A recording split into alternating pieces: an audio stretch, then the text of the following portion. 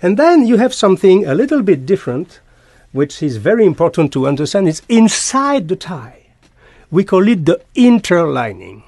The interlining, I'm going to show you in a non-self-tip tie. This is from Spacca Neapolis, our friend Nicola Radano.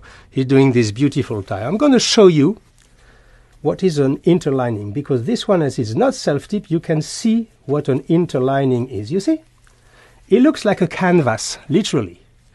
It pretty much is the canvas that you can find on the chest of a suit.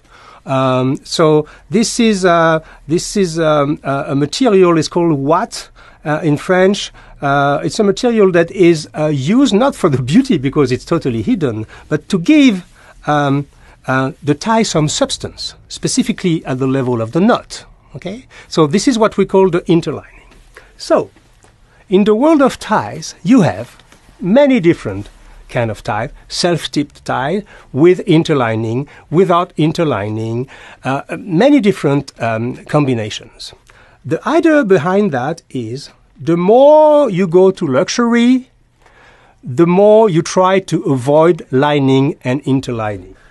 I told you about the self-tip tie with lining, and now we have ties like that. So I'll come back to the tie by our friend Nicola Radano, Spacca Neapolis. So as you can see, this one has no lining. That is to say, there's no, they don't add the same fabric here, there, or another type of fabric, because some people do self-tipping with contrasted lining, another type of fabric. But in this case, I know that Spacca Neapolis, Nicola Radano, want to have the tie the lightest possible. So, but in order to do that, you have to hem the tie by hand. Otherwise, the tie will not support itself.